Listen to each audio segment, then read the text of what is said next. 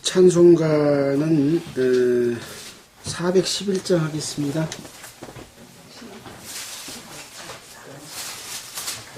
자, 411장. 411장.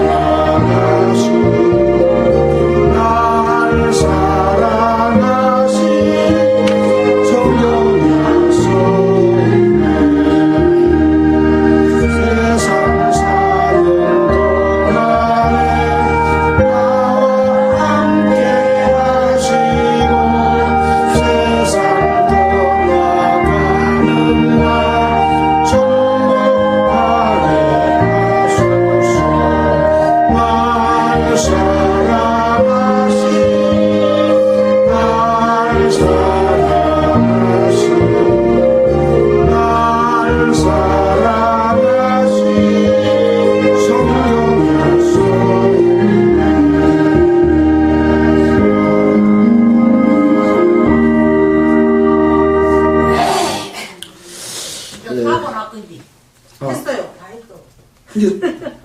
이제 반주가 끝나면 끝난 겁니다. 예, 기도드리겠습니다. 우주 만물을 창조하신 하나님께 항상 영광을 돌립니다. 오늘 이렇게 한자리에 함께 모여서 주님을 찬양하고 예배드릴 수 있는 시간을 허락해 주셔서 감사드립니다. 오늘 또 계속해서 요한계시록에 기록된 말씀을 통해서 하나님의 계획하는 계획을 우리가 이해하고 하나님 합당한 뜻 가운데 살기를 원합니다. 주님, 이 시간 성령께서 인도하셔서 기록된 말씀의 뜻을 올바로 이해할 수 있도록 도와주시기를 원합니다. 또한 그 말씀이 우리 마음 가운데 심기어서 그 말씀이 곧 힘이 되고 삶이 되고 영원한 영광의 약속이 될 수 있도록 도와주시기를 원하면서 우리를 구원해 주신 예수 그리스도 이름으로 기도드렸습니다. 아멘. 오늘은 지난주에 읽었던 내용이고 15장 마지막 부분인데 5절부터 8절까지 있고 거기에 관련된 내용들을 좀 함께 생각해 보고자 합니다. 짧은 구절이니까 그냥 함께 같이 읽겠습니다. 요한계시록 15장 5절입니다. 또 2일 후에 내가 보니 하늘의 증거 장막의 성전이 열리며 7 재앙을 가진 7 천사가 성전으로부터 나와 맑고 빛난 세마포 옷을 입고 가슴에 금띠를 띠고 4 생물 중에 하나가 세세에 계신 하나님의 진노를 가득히 담은 금대접 7을 그 7 천사에게 주니 하나님의 영광과 능력을 인하여 성전의 연기가 차게 되며 일곱 천사의 일곱 재앙이 마치기까지는 성전에 능히 들어갈 자가 없더라. 오늘은 짧게 읽었습니다.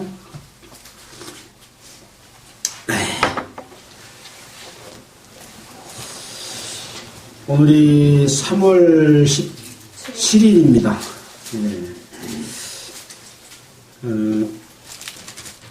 우리가 계속해서 요한계시록을 공부를 하고 있습니다. 요한계시록은 사도 요한을 통해서 마지막 때에 되어질 일들에 관한 사항을 기록을 했습니다.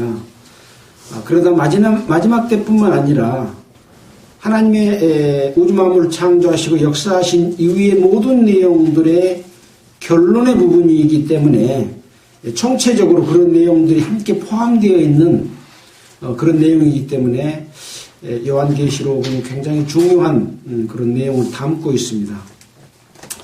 하나님의 살아계시고 역사하심 그리고 예수 그리스도를 통해서 일하고 계심을 나타내 보이면서 예수 그리스도의 계시로 보여주는 내용을 요한에게 보여줬고 요한은 그것을 일곱 교회에게 편지로 써서 보내고 그 내용을 우리에게까지 전달해주는 그런 책이 요한계시록입니다. 그래서 늘 말씀을 드렸지만 요한계시록의 내용은 여러 가지 많은 상징적인 그런 비유들로 되어 있어서 쉽게 이해하기가 어려운 부분도 있지만은 또 쉽게 이해할 수 있는 부분은 교회에게 보내는 편지 속에서 하나님께서 예수 그리스도를 통해서 사도 요한을 통해 우리에게 주신 말씀의 내용이 어떤 것인가 하는 것을 보여주는 내용이어서 일곱 교회에 보내는 편지 속에 하나님의 그 우리를 향한 의중이 다 들어있다. 그리고 이제 그 이후에 벌어지는 상황은 하나님이 하늘에 계신 하나님의 보좌를 보여주셨는데 그 보좌를 보니까 하나님의 영광과 능력과 또 하나님을 섬겼던 많은 분들이 하나님의 보좌에 있는 것을 보여줬고 그 뒤에 보니까 내 생물이 있고 또 이런 상황들을 보여줍니다. 그래서 그 모습은 하나님이 이 세상을 마지막에 심판할 내용을 그 보좌를 통해서 볼 수가 있었습니다. 그리고 이제 심판의 모습을 보여주는데 일곱 인을 떼는 모습을 통해서 심판을 보여줬고 또 그리고 일곱 나팔 재앙을 통해서 심판을 보여주시고 또 일곱 대접을 통해서 보여주시는데 그러니까 세 가지니까 21가지가 아니라 이 세 가지 재앙을 겹쳐서 밑으로 내려보면 첫 번째 재앙은 뭐고 두 번째 재앙은 뭐고 이렇게 성경을 보는 것이 올바른 견해다라는 것을 대부분의 성경학자들은 또 그렇게 보고 있습니다. 그래서 우리는 그동안에 여섯째 나팔의 재앙까지를 살펴봤고 일곱째 나팔을 부니까 일곱째 재앙이 시작되는 것이 아니라 다른 여러 가지 모습들을 보여줬고 항상 재앙이 시작되기 전에 보여줬던 모습들은 그 재앙과 심판의 마지막 때에 성취될 모습을 미리 보여줌으로써 하나님께 영광 돌리는 그런 모습들을 처음부터 보여주셨습니다. 일곱 인을 뗄 때도 보여주셨고 일곱 나팔의 재앙을 설명하기 직전에도 보여줬고 마지막 이제 대접의 심판이 있기 직전에도 똑같이 보여준 내용이 기록이 되어 있죠. 그래서 그 모습을 보여주면서 어떠한 세력과 세력의 싸움이 일어날 것인지 결국은 우주 만물을 창조하고 하나님의 뜻을 이루는 이스라엘과 또 성도들과 거기에 대적하는 사단의 역사인 마귀가 어떻게 이 성도들을 괴롭히고 하나님을 대적하는가, 또 그들이 어떻게 심판을 받는가, 이런 모습들을 사이사이에 보여주심으로써 이 재앙이 주는 의미를 설명해 주고 있습니다. 이제 우리가 봤던 그 요한계시록 15장의 전반부에서 보여줬던 내용은 이제 마지막 재앙이라고 말씀하시면서 7째 인의 재앙을 설명해 주셨는데, 그 전에 보여준 내용 속에서 짐승 2마리가 땅에서 올라왔고, 그 짐승은 큰 권세를 받아서 새 왕을 굴복시키고 모든 전 세계가 그를 따르게 만들고, 또 한 짐승이 땅에서 올라왔는데 새끼양 같이 생겼고 용처럼 말하는 짐승이 이 첫 번째 짐승을 섬기라고 말하는데, 나중에 보니까 그 짐승의 이름이나 그 수를 헤아려 보니까 666이더라. 그래서 인류 역사의 기독교 역사의 가장 마지막 때에 적그리스도가 나타나서 마지막 전쟁들을 거짓 평화를 약속하고 마지막 전쟁을 일으키고 심판이 종식되면서 정치 세력이 하나님을 거역하고 도전하는 것, 또 종교 세력이 하나님을 거역하고 도전하는 이런 일들에 관해서 심판이 있을 것에 관한 내용들을 기록을 해 주셨습니다. 자, 그래서 그런 모습 가운데서 이제 14만 4천 명이 부르는 그런 찬양의 모습을 보여줬습니다. 앞에서는 14만 4천이 입맞기 전까지는 재앙을 내리지 말라고 했는데, 14장에 와서는 이 14만 4천의 이마에 어린 양의 이름과 그 아버지의 이름 쓴 것이 있더라. 그래서 이미 14만 4천은 준비되어 있는 그런 상황을 우리에게 보여줬고, 그들은 또 어떤 사람이다, 거짓말이 없고 흠이 없고 하나님의 어린 양에 속하는 자들이고 예수 그리스도를 따르는 자들이다라는 말씀을 해주심과 동시에, 또 다른 천사가 나와서 아직까지 이 땅에 거하는 여러 나라와 족속과 방언들에게, 백성들에게 영원한 복음을 가지고 그것을 전하는데, 경고의 메시지를 전하면서 하나님을 두려워하며 그에게 영광을 돌리라, 그의 심판할 때가 가까웠다라고 하는 것을 경고해 주시는 그런 말씀을 해 주셨고, 또 그 다음에는 다른 천사가 나와서 큰 성 바벨론이 무너질 것에 대해서 무너졌도다 라고 말하면서, 그 바벨론은 인류의 역사 가운데 정치적인 세력과 종교적인 세력을 이용해서 사람들을 하나님께 가지 못하도록 가로막는 그런 그 사탄의 일을 대행해 왔던 그런 세력이 무너질 것을 보여주셨습니다.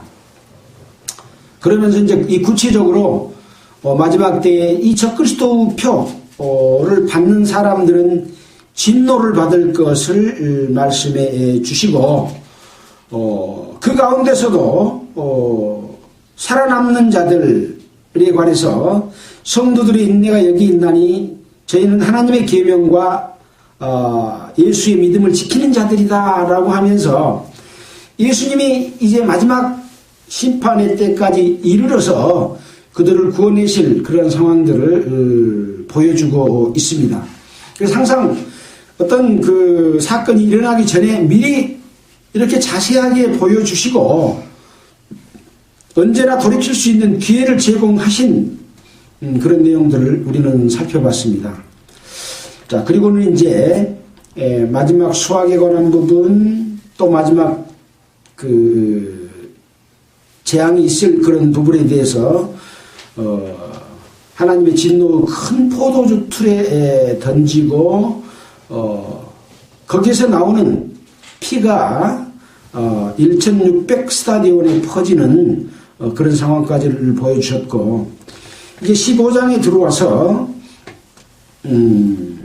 마지막 재앙이라는 말씀을 하시면서 불이 섞인 유리바다 같은 것이 있고 짐승과 그 우상과 그의 이름의 수를 이기고 벗어난 자들이 유리바닷가에서 하나님의 검은 고를 가지고 찬양하는 찬양을 보여주셨습니다. 또 그 뒤에 보여주는 모습이 오늘 우리가 읽은 내용입니다. 그러니까 15장의 내용은 무엇이냐면 환란의 내용을 보여준 것이 아니라 환란으로 인해서 그 환란이 끝나고 벗어난 자들이 하나님께 찬양을 드리는 찬양의 모습을 보여준 거죠. 5장 이후 내용도 하늘에 있는 하나님의 성소를 보여주는 내용입니다.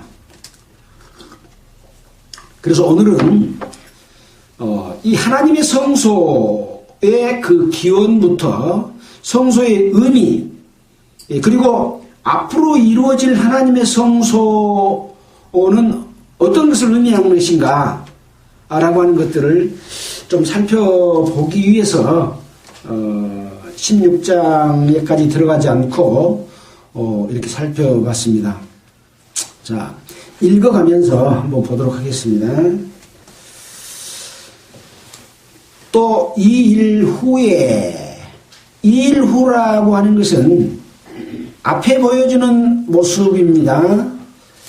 그러니까 아까 짐승과 우상과 그 이름의 수를 이기고 벗어난 자들이 유리바닷가에 서서 검은 고를 가지고 모세의 노래와 어린 양의 노래를 부르는 그런 모습을 보여주고, 그러니까 하나님께 찬양을 드리는 내용을 보여주고 그것을 보여준 후에 보여주었다 그 말입니다. 이 일 후에 또 내가 보니 하늘의 증거장막에 성전이 열리며, 하늘의 지금 모습을 보여주는 걸 보고 있습니다. 하늘의 증거장막에 성전이 열리며 라고 했습니다. 이 증거장막에 관해서 지난주에도 말씀을 드렸습니다마는 이단들이 이 증거장막의 주인공들은 바로 우리 교파다 그러면서 신천지에서도 이야기를 하고 여러 가지 논리를 펴가지고 뭐 14만 4천이 자기들이고 지파를 전국에 그 지파 이름을 정해놓고 성도들을 끌어모으고 있는데 지금 14만 4천 명이 넘어버렸답니다. 그래서 이런 내용들이 오용되지 않도록 우리가 성소의 역할과 그 기능이 무엇인지를 알게 되면 그 성소에 어떤 사람들을 모이게 하는지에 대해서도 그것이 허구라는 것을 알 수 있지 않겠습니까? 자, 그래서 오늘은 성소를 좀 살펴보고자 합니다. 자, 첫 번째로 이 증거장막 성전에 관한 내용이 이 계시록에 나와 있는 내용인데 이미 구약 성경에 기록이 되어 있는 내용입니다. 출애굽기 38장 21절을 한번 보겠습니다.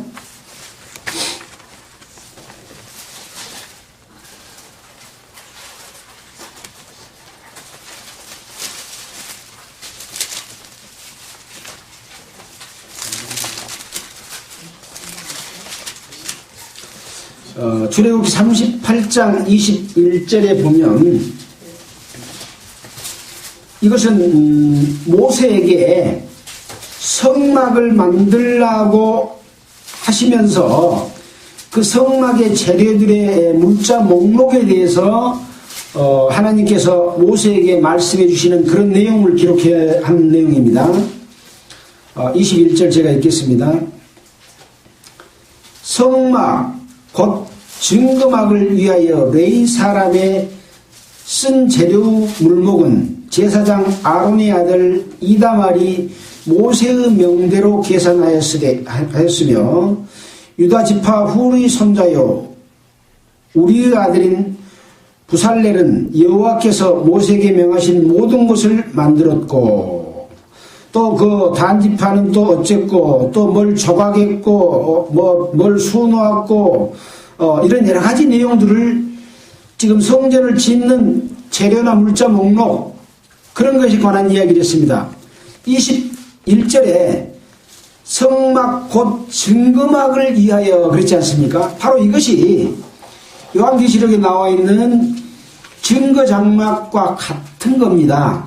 자, 근데 이 증거장막을 지을 때 하늘에 있는 성소를 모세에게 보여주고 하늘에 있는 그 모양의 식양대로 짓도록 했습니다. 그러니까 이 성소는 땅의 성소가 먼저가 아니라 하늘에 있는 성소, 하늘에 있는 증거장막이 먼저고, 그것을 본을 따서 이 땅에다가 성막을 만들었던 거죠. 자, 민수기 1장 50절도 한번 보고 가겠습니다. 민수기 1장 50절.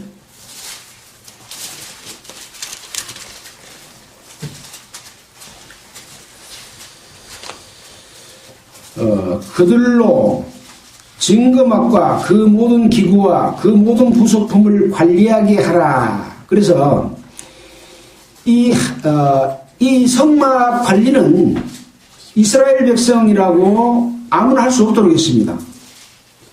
레위지파만이 반드시 이 성막을 관리하고 그 모든 기구와 부속품들을 관리할 수 있는 성전 안에서 일할 수 있는 자를 한정하신 내용이 기록이 되어 있습니다. 또 민수기 9장 15절에는 성막을 세운 날에 구름이 성막 곧 증거막, 이 증거막이라고 하는 것을 법이라고 이야기를 해놨습니다. 그래서 이 모든 제도는 하나님이 정해 주신 어떤 법에 따라서 만들어지는 거죠.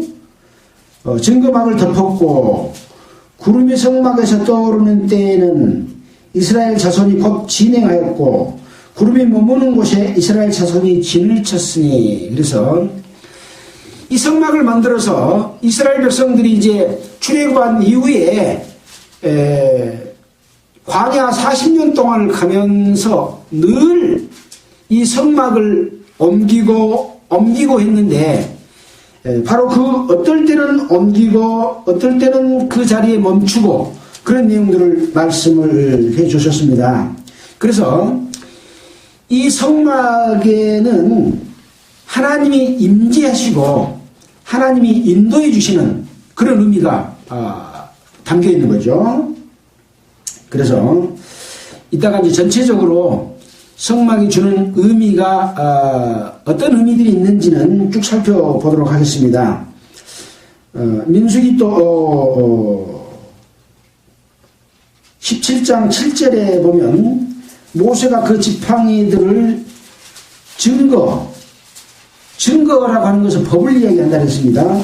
증거장막 안, 하나님의 법막 안 여호와 앞에 두었더라. 그래서 이제 이 모세의 지팡이는 성막 안 지성소에 십계명과 함께 지성소에 뒀던 그런 내용을 지금 기록을 하고 있습니다. 그래서 이스라엘 백성들은 이 하나님이 함께 하지 않으면 항상 외세의 침입을 받고 나라가 멸망하고 하나님을 떠나서 죄를 짓는 이런 일들이 반복되어 왔던 거죠. 자, 그래서 성거장막이 그 기원을 좀 살펴봤습니다. 맨 처음에 이렇게 시작된 것이고, 우리는 이것 외에도 이 성소와 성막, 성전, 아까 이것은 어떤 법이라고 그랬잖아요. 이것이 주는 의미와 내용들을 다양하게 살펴보면 볼 필요가 있는 내용입니다. 그래서 방금 짧게 읽었지만 먼저 잠깐 그 의미를 먼저 이야기하자면 하나님이 임재하시는 곳, 하나님이 거하시는 곳이라고 그랬지 않습니까? 그리고 하나님의 법대로 이루어지고 있는 그런 하나님의 법이 있습니다. 규례가 있습니다. 그 규례와 함께 하나님이 이스라엘 백성에게 주는 약속, 언약이고 또 그 언약이 성취되는 과정들을 항상 성소를 통해서 보여주고 있습니다. 그 약속이 또 이루어질 것까지도 우리가 그동안에 또 배워왔지 않습니까? 그 다음에는 이 성막과 성소에서는 이스라엘 백성들이 자기의 지은 죄들을 염소나 송아지를 대신 잡아가지고 피를 흘려서 제사를 드림으로 말미암아 죄를 없이 하는 죄사함의 구원에 관해서 이야기했습니다. 이 구원이라고 하는 것은 죄를 심판하시는 하나님의 심판이 있고 그 심판을 치르고 난 이후의 구원을 의미하는 것이죠. 성소, 증거장막, 성전은 그런 일을 하는 곳이다 라고 하는 것이죠. 그러다 보니까 하나님의 심판이 이루어지려면 법에 따른 재판이 이루어지는 것을 뭐라고 합니까? 법정이라 그러잖아요. 순천에 가면 지방법원이 있습니다. 광주에 가면 고등법원이 있습니다. 서울에 가면 대법원이 있는 것처럼 이 법을 집행하는 심판의 장소, 법정, 그런 의미가 이 성소, 성막, 증거장막, 아까 증거 자체는 법이라고 그랬잖아요. 그런 의미가 거기에 담겨 있습니다. 그래서 항상 하나님의 능력과 거룩함과 권세와 영광, 이것이 그 속에 늘 충만되어 있고 그것이 이루어지는 장소입니다. 그래서 우리가 사법부 그러면 행정부와 이 그 의회를 별도로 해서 이 영향을, 정치권의 영향을 받지 않고 공정한 심판을 하도록 해가지고 사법부의 재판은 법에 의해서 재판하는데 법대로 할 양심을 존중해 줍니다. 그 양심은 어디서 온 겁니까? 하나님께로부터 오는 거잖아요. 근데 법관들이 양심대로 해야 되는데 양심대로 안 해, 세상 법정은. 근데 이 하늘의 법정, 성소, 성막, 증거장막은 하나님의 법대로 심판이 이루어지기 때문에 이 땅에서는 범죄를 숨길 수 있고 죄를 숨겨서 처벌을 약하게 받기도 하고 빠져나오기도 합니다. 또 법관이나 변호사나 검사나 판사들이 임으로 자기들끼리 뇌물받고 봐주기도 하고 그럽니다. 그러면 이 법정이 권위가 있습니까? 권위가 없는 거예요. 공정하고 객관적이고 모든 사람에게 공평했을 때만 거기에 권능이 있고 영광이 있고 하나님의 그 법정인 거죠. 그래서 저도 뭐 시민운동을 하면서 세상을 바르게 하려는 노력을 하고는 있지만 마당 앞선다 그런 기분이지 이 지구상의 이 세상의 법정에서 정의를 구현하는 건 아예 불가능한 일이다 라고 하는 것을 저는 알고 있습니다. 자, 그래서 이런 억울하고 불공평한 일들이 언제 완벽하게 이루어지겠습니까? 이 성전의 마지막 성소인 하늘 성소의 재판이 이루어졌을 때는 어떤 불공평하지 않는 것이 하나도 없는 그런 재판이 이루어질 겁니다. 그러면 좋겠습니까? 안 좋겠습니까? 예. 근데 안 좋을 사람들이 있어. 죄진 사람은 안 좋아. 피할 길을 속여서 빠져나올 길도 있어야 하는데 그 길이 아예 없어요. 예. 그래서 정말 우리가 이 땅에 살면서 하나님이 우리에게 주신 양심, 또 구원받은 자들에게는 구원받는 신앙의 양심, 하나님이 주신 양심이 있습니다. 이거는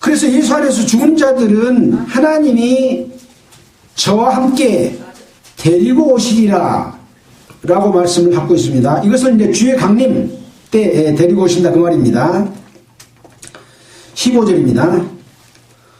우리가 주의 말씀으로 너희에게 이것을 말하노니 주 강림하실 때 우리 살아남아 있는 자도 자는 자보다 결단코 앞서지 못하리라.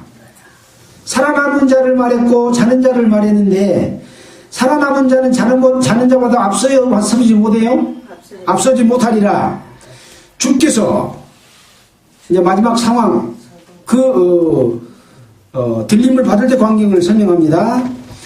호령과 천사장의 소리와 하나님의 나팔로 친히 하늘로 조차 강림하시리니 그리스도 안에서 죽은 자들이 먼저 일어나고, 먼저 일어난다는 말은 무엇을 의미합니까? 죽은 자들이 일어난다는 것은 부활을 이야기합니다. 예수님이 십자가에 못 박혀서 돌아가시고 장사돼서 3일 만에 부활했던 그 부활, 물론 그 부활은 여기 죽어있는 자들과는 화학 물리적인 변화가 많이 다르겠죠. 예수님은 형체가 3일이니까 약간 부패하긴 했어도 완전히 분해되지는 않았지 않겠습니까? 근데 지금 죽은 자들은 땅 속에서 전부 물리적인 변화에 의해서, 미생물에 의해서 싹 분리돼 버린 거죠. 근데 없어졌습니까? 없어진 것은 아무것도 없는 거예요. 변화할 따름이죠. 그러면 화장시킨 사람도 물리적인 변화에 의해서 바뀐 겁니다. 그러나 그것을 다시 원위치시키는 하나님의 법을 적용시킨다면 되돌아오겠죠. 그것은 우리가 걱정할 문제가 아닙니다. 여기 있는 말씀처럼, 하나님의 말씀처럼 되어질 것이기 때문에 그건 걱정하지 마십시오. 죽은 자들이 먼저 일어나고 부활되고 그 후에 우리 살아남은 자도 저희와 함께, 죽은 자와 함께 구름 속으로 끌어올려 공중에서 주를 영접하게 하시리니, 우리 살아남아 있는 자도 저희와 함께 구름 속으로 끌어올려진다고 말씀하고 있습니까? 그렇지 않습니까? 네. 근데 휴거가 없다, 살아있는 자가 들림받는 일이 없다라고 말하는 자들이 있는 것은 이 성경을 잘못 보고 있는 거죠. 그래서 여기에 관한 부분은 다른 성경에도 많은 간주가 있습니다. 고린도전서 15장 50절로 53절에서도 몸이 홀연히 변화할 것에 관한 구체적인 내용의 설명이 있습니다. 그래서 공중에서 주를 영접하게 하시리니 그리하여 우리가 항상 주와 함께 있으리라. 그러므로 이 여러 말로 서로 위로하라. 그래서 이 땅에 삶이 힘들고 또 병들고 아프고 이런 세월이 지나면 이렇게 노화 현상이 일어나지 않습니까? 또 다쳐서 불구가 되기도 하고. 그러나 우리는 이런 소망이 있기 때문에 슬퍼하거나 염려할 필요가 없이 이런 부활과 변화를 맞이할 것이기 때문에 서로 위로를 받을 수가 있지 않겠습니까? 옛날에 아가씨 때는 이뻤는데 이제는 얼굴이 주름이 생기고 피부도 나빠지고 걱정하지 마십시오. 가장 아름다웠을 때의 모습으로 다시 변화할 것이기 때문에 우리는 소망을 갖고 살아가게 됩니다.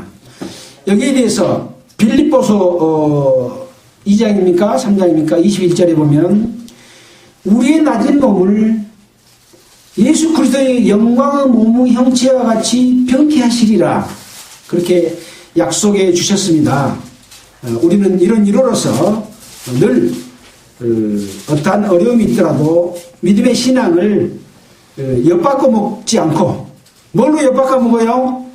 세상의 욕심과 유혹으로 엿바꿔 먹지 않고, 권력에 엿바꿔 먹지 않고, 그렇게 살 수 있는 이런 말씀 우리 마음속에 늘 역사하고 있어야 그렇게 됩니다.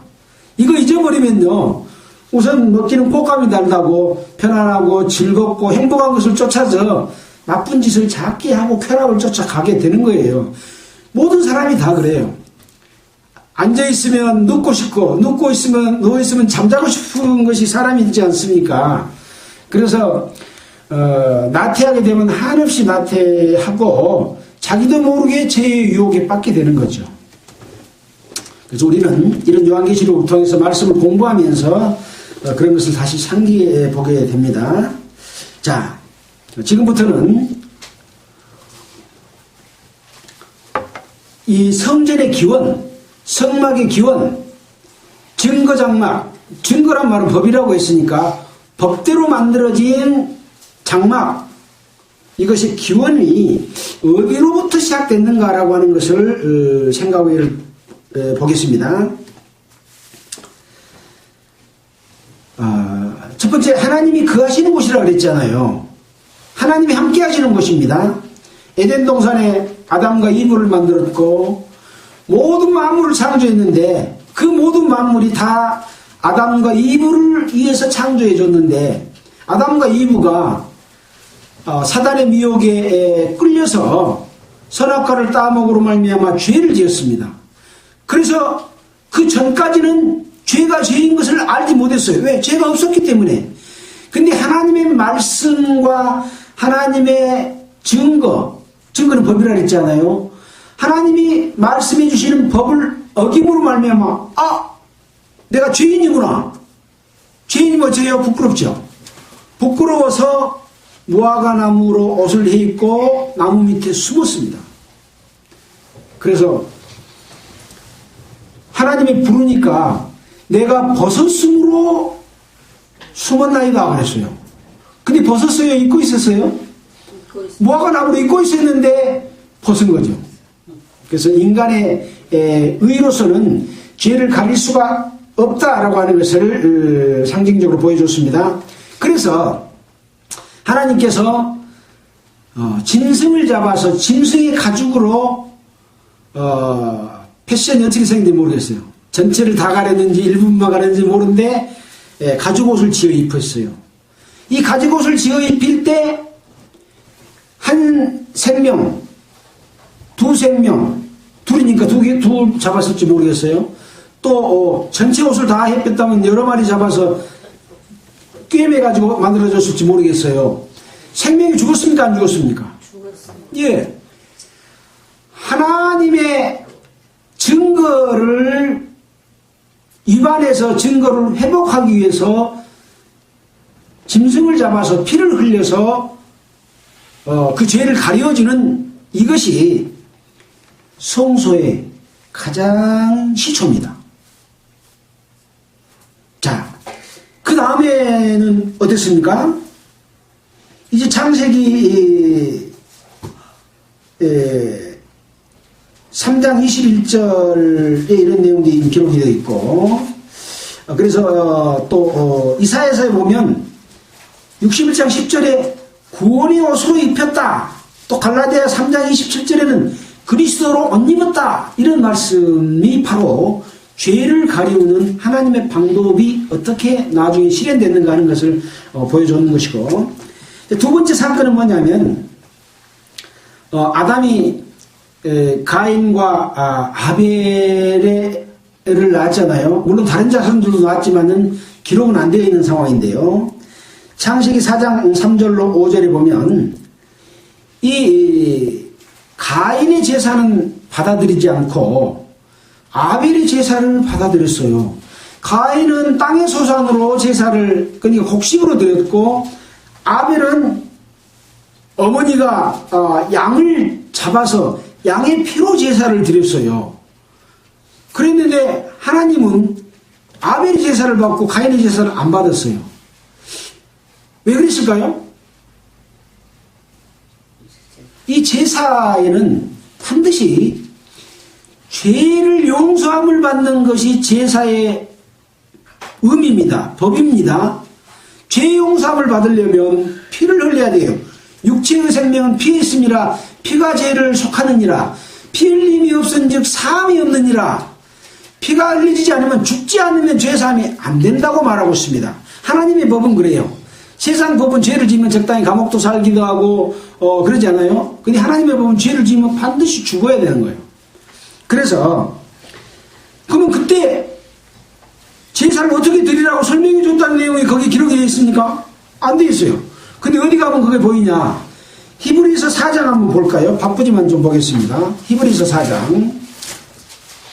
4장에 보면 11장 4절입니다. 죄송합니다. 11장 4절에 보면 이런 내용이 기록이 되어 있습니다. 믿음으로 아벨은 가인보다 더 나은 제사를 하나님께 드림으로 의로운 자라 하시는 증거를 얻었으니 하나님이 그 애물에 대하여 증거하심이라. 저가 죽었으나 아벨이 죽었으나 그 믿음으로써 오히려 말하느니라.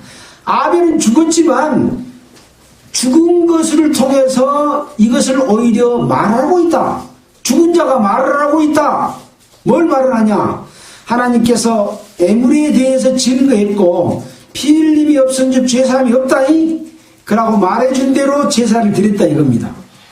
이것이 증거입니다. 법입니다. 증거대로 제사를 지는 거죠. 자, 이거 두 번째 성소의 의미입니다. 세 번째는 노아가 창세기 8장 20절로 22절에 보면 홍수 후에 노아가 여호와를 위하여 단을 쌓고 모든 정결한 짐승 중에서와 새 중에서 취하여 번제로 단에 드렸더니 라고 노아가 제사 드렸던 내용이 나옵니다. 이게 세 번째 사례입니다. 그 다음에 네 번째는 아브라함이 모리아 땅의 산에서 이삭을 번제로 드리는 제사를 드렸습니다. 근데 그때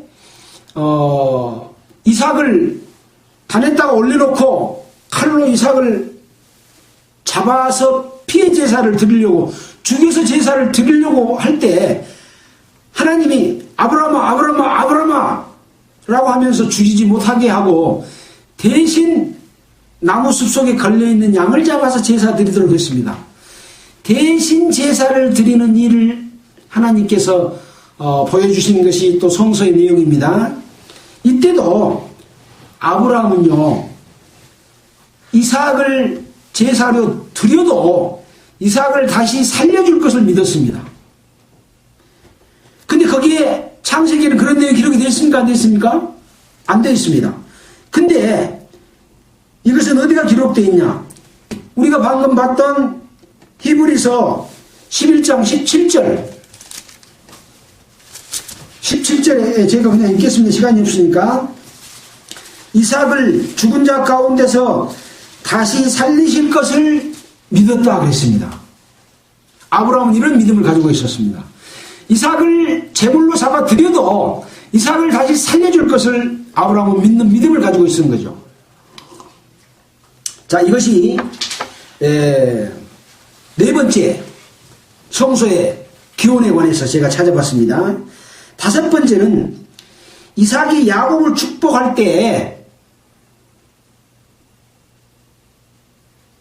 에서와 야곱이 있었잖아요. 근데 에서는 털이 많아. 근데 이제 이삭이 나이가 많아가지고 귀도 어둡고 그래요. 눈도 어둡고. 그러니까 이 이삭의 아내 리브가가 이 야곱을 사랑해서 야곱에게 축복을 받게 해주고 싶어가지고 이삭 장자의 흉내를 냈어요. 짐승을 잡아가지고 양을 잡아서 그 고기를 맛있게 해서 아버지에게 진수성찬을 차리고 그 양가죽을 이 야곱의 팔에 이렇게 둘러가지고 이렇게 만지면 에서처럼 느끼게 만들어줬어요. 그래서 장자의 명분을 에서가 받지 않냐고 야곱이 받게 만들어줬던 이것도 대속의 의미가 있는 축복을 받는 비결의 의미가 있는 짐승이 죽어서 제사를 지내는 그런 방법의 그 예표가 되어 있는 그런 사례를 찾아볼 수가 있습니다. 그래서 이것이 다섯 번째 성소의 기원과 의미라고 제가 살펴봤습니다. 다음에 6번째는요. 야곱이 베델에서 땅을 약속으로 하나님께 받았습니다. 야곱이 잠 깨어 일어난 후 돌담을 쌓은 것 본받아서 이런 찬송이 있잖아요. 그 야곱이 돌담을 쌓았고 거기에서 제사를 드렸던 이것도 하나의 성소의 기원 속에 들어간 일이다. 그래서 이 베델의 뜻은 뭐냐? 하나님의 집이라고 하는 의미가 있습니다. 성소는 하나님의 집이죠. 성전은 하나님의 집이죠. 그 의미가 이 야곱이 베델에서 돌베개에 있던 것을 기둥으로 삼아서 집을 지었다고 하는, 어떻게 보면 예수님의 기초석이 돼가지고 교회를 짓는 것과 같은 그런 어떤 기원이라고 볼 수 있겠습니다. 자, 그 다음에 이제 야곱의 12아들이 있었잖아요. 그 중에서 요셉이 애굽 땅으로 팔려가서 종이 대신이 됐고, 이스라엘 백성들이 애굽에서 들어가가지고 430년 동안 살았잖아요. 그때 이제 그때 당시에 바로 왕이 죽고 다른 왕들이 이스라엘 백성들을 붙들어서 종을 삼고 이스라엘 백성들을 괴롭게 할 때 하나님 이스라엘 백성들을 구원하기 위해서 모세를 불러서 이제 출애굽을 시킬 때 이스라엘 백성들에게는 양을 잡아서 자기가 거하는 집에 문설주와 좌우설주와 임방에 피를 발라가지고 그 안에 거하는 자들은 죽지 않고 다 살았지 않습니까? 그것이 발라지지 않는 집의 사람들은 장자나 가축까지도 전부 첫 새끼들은 다 죽었습니다. 이때도 이 유월절 양, 이것이 이제 너물유, 재앙을 넘어간다 그래서 유월절입니다. 유월절 양을 바쳐가지고 이스라엘 백성들이 구원함을 얻었고 출애굽에서 이제 광야로 들어오는 그런 역사 가운데서도 이 성소의 기원이 또 거기서 찾아볼 수 있습니다. 그러니까 하나님이 살아계시고 역사하시고 하나님의 법 증거에 따라서 양을 잡아서 피를 흘리고 제사를 드림으로 말미암아 구원을 얻는 것이 성소지요. 마찬가지입니다. 지금 계시록에 나와 있는 이 증거 장막도 그런 의미로 지금 보여주고 있는데, 이런 의미를 지금 알고 이것을 봤을 때 그 심판이 어떨 것이고 하나님의 능력이 어떻게 나타나고 무엇을 심판할지가 그냥 보여질 것이지 않겠습니까? 그런 의미가 있는 거죠. 자, 그 다음에 이제 이스라엘 백성들이 광야 생활을 할 때에 하나님께서 아까 우리가 출애굽기에서 읽었던 성막을 지으라고 했어요. 하늘의 성소를 보여주고 그 하늘의 식양대로 성막을 짓도록 했고, 그 성막 안에 지성소가 있어서 거기에 법궤 안에 하나님이 준비해준 그 하나님이 거하시는 장소를 거기다 주셨지 않습니까? 이것이 또 성소의 기원입니다. 그 속에는 언약궤, 상, 등대, 분향단, 물두멍, 제사장의 옷, 이런 모든 규례를 출애굽기에 보면, 26장에 보면, 또 25장에 보면 그런 내용들이 쭉 기록이 되어 있습니다.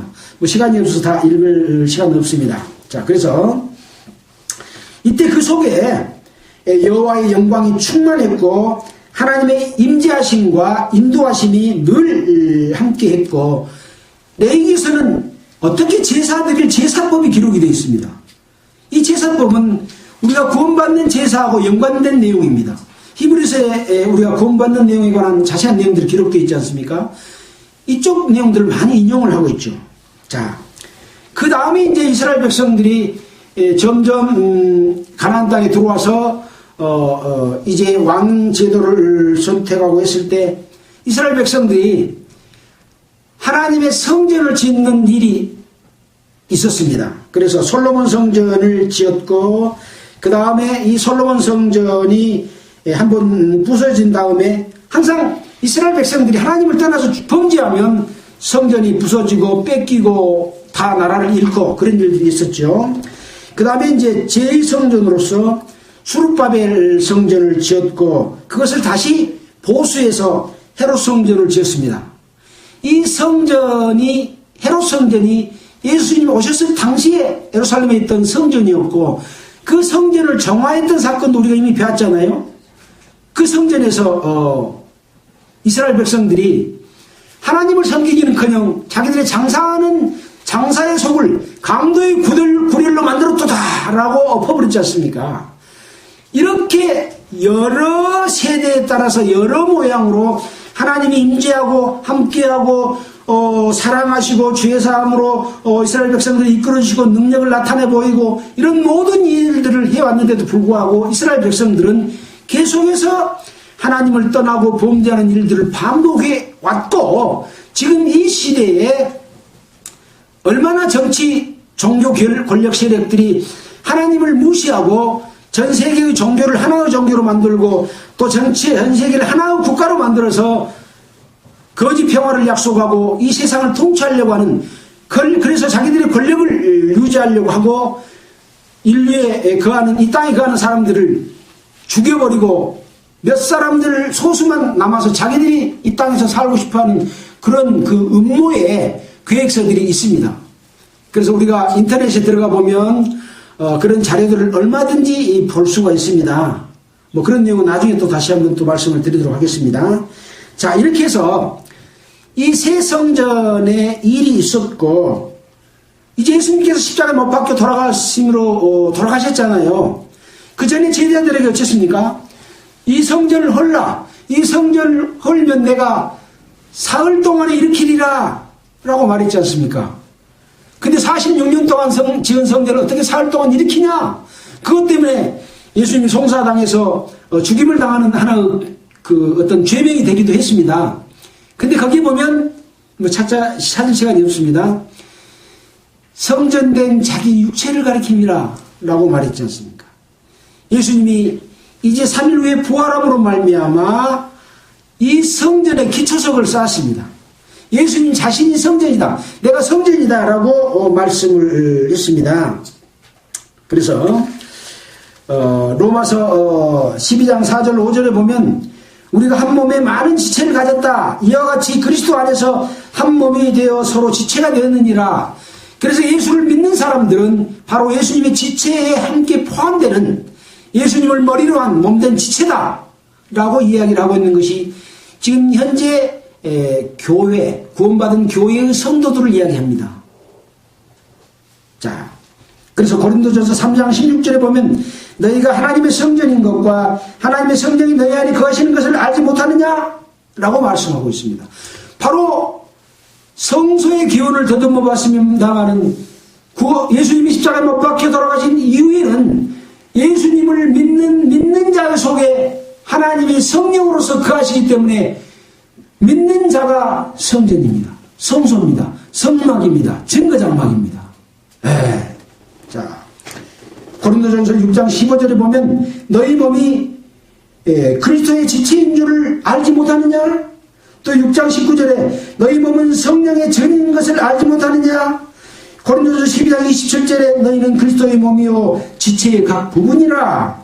또 에베소 2장 20절 22절에 보면 주 안에서 성전이 되어가고 하나님의 거하실 초소가 되기 위하여 함께 지어져 가느니라. 그래서 교회는 지어져 가고 있는 중입니다. 그래서 구원받으면 하나님의 성령이 우리 가운데 오시지만 거룩하게 유지되어야 한다고 하는 하나님의 법이 있잖아요.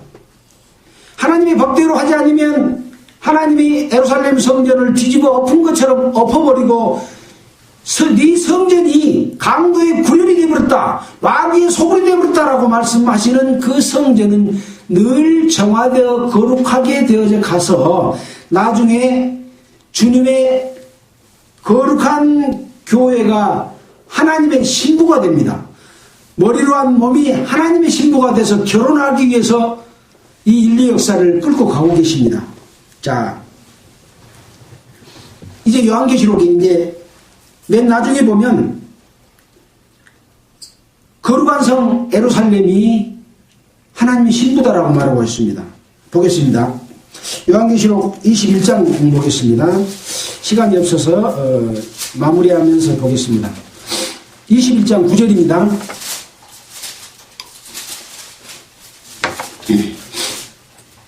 일곱 대접을 가지고 마지막 일곱 재앙을 담은 일곱 천사 중 하나가 나와 내게 말하여 가로되 이리 오라. 내가 신부 곧 어린 양의 아내를 너에게 보이리라 하고 성령이 나를 데리고 크고 높은 산으로 올라가 하나님으로부터 하늘에서 내려온 거룩한 성 예루살렘을 보이니, 신부를 보인다고 하면서 뭘 보였어요? 거룩한 성 예루살렘을 보였습니다. 그 예루살렘 모습을 보여주면서 21장 1절 보겠습니다. 그 12문은 12진주니 문마다 한 진주여 성의 길은 맑은 유리 같은 정금이더라. 성 안에 성전을 내가 보지 못하였으니 이는 주 하나님 곧 전능하신 이와 및 어린 양이 그 성전이심이라. 거룩한 성 예루살렘을 우리에게 보여줬는데 이게 하나님의 신부인데 그 안에 예루살렘 성에 성전이 있어야 될 건데 성전이 없어. 왜 성전이 없냐?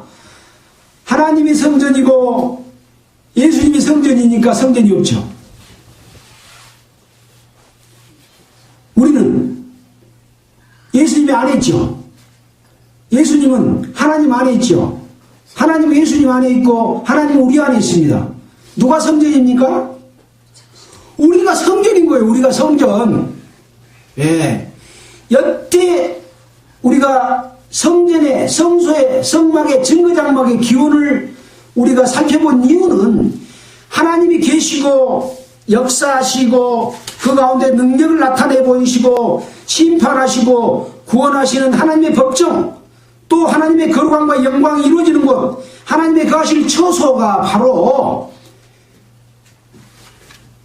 거룩한 성 예루살렘에 거하는, 그곳에 거하게 하실 텐데 그곳의 성전은 우리가 성전이에요. 놀랍지 않습니까? 근데 자기들이 성전이고 자기들이 12지파고 허무맹랑한 그런 이야기를 해가지고 이 성전이 무엇인지를 모르니까 헛된 이론들을 펴서 하나님의 진리를 왜곡시키고 있는 거죠. 자, 오늘은 요한계시록 15장 뒤에 나와 있는 두 번째 보여주는 내용을 통해서 하나님의 성전에 관해서, 증거장막 성전에 관해서 우리가 읽어봤습니다. 마지막 부분은 읽고 마치도록 하겠습니다.